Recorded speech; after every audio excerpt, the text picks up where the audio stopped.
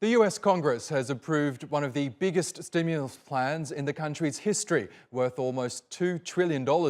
The pandemic relief bill failed to win a single Republican vote, with the opposition party arguing the job market has recovered enough to warrant little or no new stimulus spending.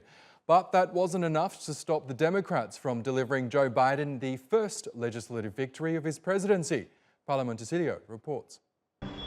Millions of people received much-needed aid when the U.S. government handed out stimulus checks in the middle of last year.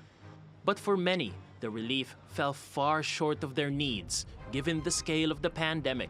And it made me happy when I got it, but then the next day you come to reality. You walk out your front door and it's reality again, you know? And what are you gonna do? Fight for another $600? Things are really rough out here, but hopefully this will be a little boost to help out the people that really doesn't have any jobs. Hopefully it'll work out.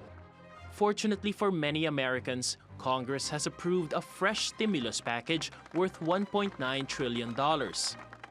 The final version passed in the House of Representatives includes a once-off payment of $1,400 for people who earn less than $80,000 a year. It raises unemployment benefits by $300 a week until the first week of September, and sets aside $20 billion for vaccine production and $50 billion for testing and contact tracing. The bill's passage is good timing for the Biden administration, which on the same day put in an order for 100 million doses of the new Johnson & Johnson vaccine. It's the only inoculation currently available that offers protection against the coronavirus after just one shot. A vaccinated American is the only way to beat the pandemic, get our economy back on track, and for us to get back our lives and our loved ones. You know, that's why the American Rescue Plan was so critical. Biden plans to sign the bill into law on Friday. That's amid fierce criticism from Republicans who say the proposal is wasteful. I think this is actually one of the worst pieces of legislation I've seen pass here in the time I've been in the Senate.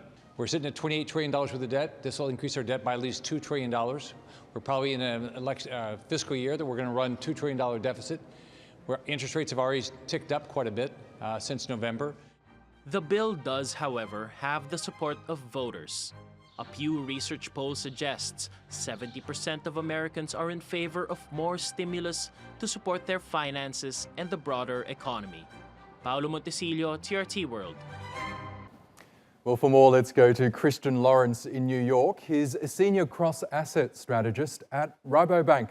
Great to have you back with us, Christian. Now, this is no doubt a significant victory for Joe Biden. The Democrats say that this will deliver much-needed relief to millions of Americans and in the process revive the US economy. What's your view on this package? Does the American economy need a stimulus bill on this scale? It's great to be back on. And I think one of the issues we have here is that people tend to look at the US economy in aggregate, and that really does disguise huge differences underneath the surface. It's fair to say that for middle income and high earners, this package probably isn't needed, but it is desperately needed by those low income households that have been hit the hardest. The economy is still not fully reopened. There are many people still out of work. And it's very easy for sort of politicians and economists who tend to be in those higher earning income brackets to not really understand what life is like for those low income households that are facing problems on a daily basis. So I certainly think that this will help to shore up household balance sheets and see those low income households through until the economy really starts to reopen properly in the second half of this year. And of course, successes on the vaccine front make that more and more likely. Let's look at some of the key measures of this package. One of them is the $1,400 checks that most Americans will receive, an extension of a weekly $300 jobless aid supplement, and around $350 billion to local, state and tribal governments. Which one of those or other measures from this bill do you think will benefit the economy the most? It's hard to differentiate and distinguish between which ones are going to provide the biggest boost, but it's certainly the case that the unemployment benefit is going to be very helpful for households that are unable to return to work at the moment. Nearly 9 million people out of work. And the idea is that hopefully, as the economy reopens, more and more of those jobs come back. But even once the the easy work of reopening is done and those easy jobs return, we're still looking at around about 4 or 5 million people that are likely to be out of work relative to pre-COVID.